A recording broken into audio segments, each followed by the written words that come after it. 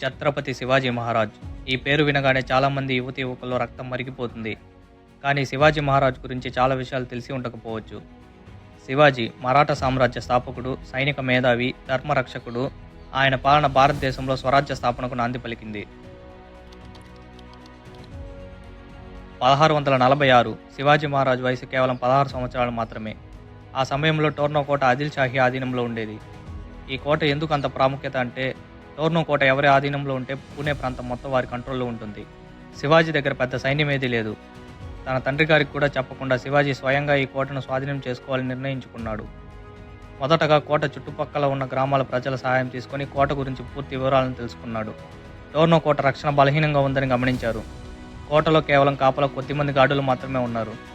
ఇదే సరైన సమయాన్ని భావించి చీకటిని తన శక్తిగా మార్చుకొని వేగంగా ముందుకు కదిలారు. తరువాత వెనుక వైపు నుంచి కోటలోకి ప్రవేశించారు. కేవలం కొన్ని గంటల్లోనే టోర్నో కోటను స్వాధీనం చేసుకున్నారు. ఇదే ఛత్రపతి శివాజీ మహారాజ్ మొదటి విజయం. మరాఠా స్వరాజ్య పరిపాలనకు శంకుస్థాపన. 1657లో ఔరంగజేబు తన సామ్రాజ్యాన్ని దక్షిణ భారతదేశంలో విస్తరించాలనుకున్నాడు. కానీ శివాజీ మహారాజు టోర్నో, రాయగఢ్, సింహగఢ్ వంటి అనేక కీలక కోటలను స్వాధీనం చేసుకుని శక్తిమంతుడిగా ఎదిగాడు. శివాజీ ఎదుగుదల ఔరంగజేబుకు పెద్ద సమస్యగా మారింది. ఎలాగైనా శివాజీని అణిచివేయాలని తన సేనాధిపతి షాయిస్తా ఖాన్ను శివాజీపై దాడి చేయమని పూణేకి పంపించాడు. షాయిస్తా ఖాన్ పూణేలోని లాల్ మహల్కు చేరుకున్నాడు. లాల్ మహల్ మొఘలుల సేనతో నిండిపోయింది. భద్రత చాలా కఠినంగా ఉంది.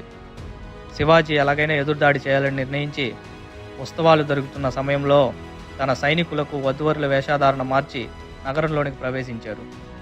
తన సైన్యంతో లాల్ మహల్ లోపలికి చేరి షాయిస్తా ఖాన్ గది లోపలికి ప్రవేశించారు. శివాజీ తన తల్వార్తో షాయిస్తా ఖాన్ వేలు నరికేశాడు. షాయిస్తా ఖాన్ అక్కడి నుంచి తప్పించుకొని పారిపోయాడు. 1664లో మొఘల్ సామ్రాజ్యానికి వ్యాపార నగరమైన సూరత్పై శివాజీ తన సైన్యంతో దాడి చేశాడు. ఔరంగజేబు దానిని సహించలేకపోయాడు. శివాజీని ఎలాగైనా తన కంట్రోల్కి తెచ్చుకోవాలని ఔరంగజేబు తన సేనాధిపతి బిష్మాన్ను శివాజీ కోటలపై దాడి చేయమని పంపించాడు. బిష్మాన్ తన సైన్యంతో శివాజీ కోటలపై దాడి చేసి శివాజీ కంట్రోల్లో ఉన్న కొన్ని కోటలను ఆక్రమించాడు. తరువాత ఔరంగజేబు శివాజీతో ఎలాగైనా ఒక ఒప్పందం చేసుకోవాలనే ఉద్దేశంతో ఆగ్రాకి రమ్మని కబురు పంపాడు. దీనికి శివాజీ కూడా అంగీకరించి తన కుమారుడు సంభాజీతో కలిసి ఆగ్రాకి చేరుకున్నాడు. ఆగ్రాలో ఔరంగజేబు శివాజీని మహారాజులా కాకుండా ఒక మామూలు వ్యక్తి వరుసలో నిలబెట్టి తనను అవమానపరిచే విధంగా మాట్లాడాడు. శివాజీ కోపంతో అక్కడి నుంచి వెళుతుండగా ఔరంగజేబు శివాజీతో పాటు తన కుమారుడు సంభాజీని గృహ నిర్బంధం చేశాడు. శివాజీ ఆ పరిస్థితి నుండి ఎలాగైనా తప్పించుకోవడానికి ఒక మాస్టర్ ప్లాన్ రూపొందించారు. పెద్ద పెద్ద పూల బుట్టలను గమనించాడు.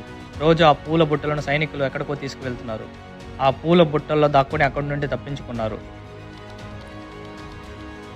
ఆగ్రా నుండి తప్పించుకున్న తర్వాత కోపంతో రగిలిపోయిన శివాజీ మొఘల్ సామ్రాజ్యంపై దండయాత్ర చేయాలని నేరుగా ఆ శ్రీశైలం చేరుకొని ఆ పరమేశ్వరుడికి ప్రత్యేకమైన పూజలు చేసి యోధులు యుద్ధానికి వెళ్లే ముందు చేసే తలార్ పూజని చేయించి పూణేకి చేరుకుని తిరుగుబాటు మొదలుపెట్టాడు.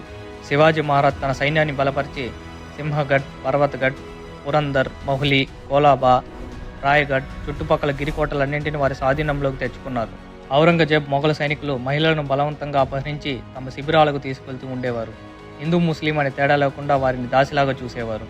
శివాజీ మహారాజ్ ఆ శిబిరాలపై దాడి చేసి వారిని విడిపించి స్త్రీలకు ప్రతీక అయిన గాజులు, ఆభరణాలు అందించి పల్లకి ద్వారా వారిని ఇంటికి పంపించారు. మహిళలను వస్తువులా చూసిన మొఘల్ సంస్కృతిని ఖండిస్తూ మహిళలు అమ్మవారి స్వరూపం అని ప్రకటించారు. 1670 నుండి 1674 వరకు మొఘల్ సామ్రాజ్యంపై దండయాత్ర చేసి భారతదేశంలో మొదటి నౌకాదళ సైన్యాన్ని ఏర్పాటు చేసిన చక్రవర్తి. 1680 ఏప్రిల్ 3న తీవ్ర అనారోగ్యంతో బాధపడుతూ ఛత్రపతి శివాజీ మహారాజ్ కన్నుమూశారు. శివాజీ మరణం తరువాత మొఘల్ సామ్రాజ్యం పండుగలు జరుపుకున్నారు. కానీ ఔరంగజేబుకు తెలియదు సంభాజీ మహారాజ్ మరింత బలమైన సైన్యంతో దండయాత్రలు జరుపుతాడని.